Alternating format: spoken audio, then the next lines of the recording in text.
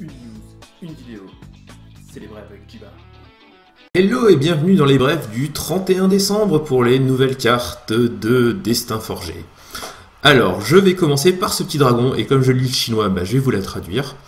Le coup de mana, pas la peine de vous le traduire, hein, c'est 6 mana, dont 4, un bleu, un noir. Elle a vol, elle a hexproof, et elle fait qu'à chaque fois qu'un dragon que vous contrôlez attaque, tout le bord d'adversaire gagne -1/-1 jusqu'à la fin du tour. Donc un gros ton volant rare. Ensuite, comme je parle l'allemand, je vais vous traduire cette carte allemande. C'est une 5/5 vol pour 5, donc. Et elle fait qu'à chaque fois qu'un dragon que vous contrôlez attaque, vous faites... Alors ça, j'ai oublié le nom de la capacité en français et en anglais, mais la créature avec le moins d'endurance gagne 2 marqueurs +1/+1. Ce qui fait que même toute seule, elle devient 5, elle passe de 5/5 à potentiellement 7/7, 9/9, rien qu'en attaquant toute seule. Ça paraît plutôt correct comme dragon, hein. Je sais pas ce que vous en pensez. Ensuite, là ça va être plus simple, c'est de l'anglais. On a une 2/1 qui peut ni bloquer ni être bloquée. Et elle peut être jouée depuis votre cimetière si vous contrôlez un permanent noir ou vert. C'est relativement intéressant, ça a une capacité d'aviation très intéressante. Ça a quand même le défaut de ne pas pouvoir bloquer, donc à voir dans quel deck on va pouvoir avoir envie de jouer ça. Je n'en suis pas sûr pour l'instant. Alors ça fait partie d'un cycle tout ça, on a toute une série de cartes en fait qui font quelque chose de supplémentaire si vous contrôlez un permanent de deux autres couleurs, d'une des deux autres couleurs du Khan. Bien entendu, là on a une 3/3 pour 4 qui gagne lifelink si vous contrôlez un permanent noir ou un permanent blanc.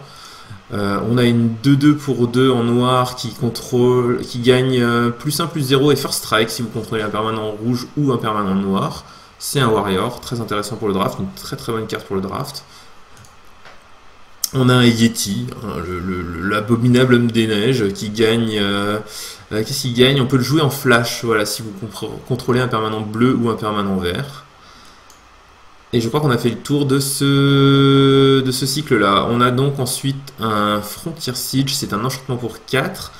Quand il arrive, vous choisissez Khan ou Dragon, vous commencez à connaître. Sur Khan, au début de chacun de vos main phases, donc avant la phase de combat et après la phase de combat, vous ajoutez 2 mana verts à votre mana pool, ce qui est plutôt correct, l'air de rien, ça permet de faire beaucoup de choses de mana vert. Hein. Et sur la partie Dragon, donc si vous avez choisi Dragon, à chaque fois qu'une créature avec vol entre sur le champ de bataille sous votre contrôle, vous pouvez faire qu'elle se batte avec une autre créature que vous ne contrôlez pas.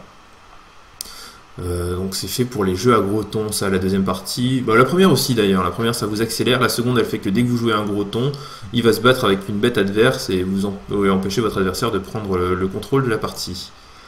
On a ensuite un petit humain, une humaine même si j'en prends le dessin, elle est 3/1 pour 2, ce qui est pas mal du tout.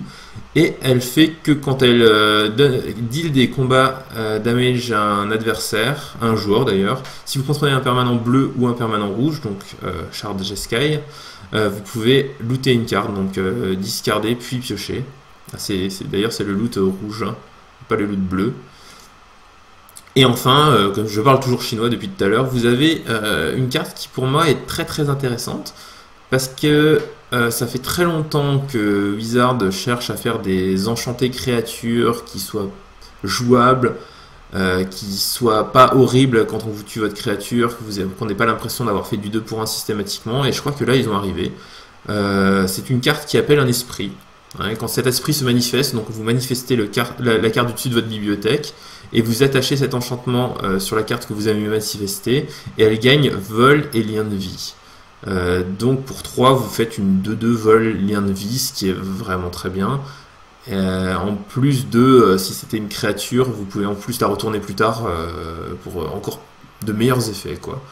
Vraiment très très sympathique, on attend vraiment de voir ce que ça va donner. En limité en tout cas, c'est sûr, ça va être très très fort. Et voilà pour les cartes du 31, je vous souhaite un bon réveillon et à demain.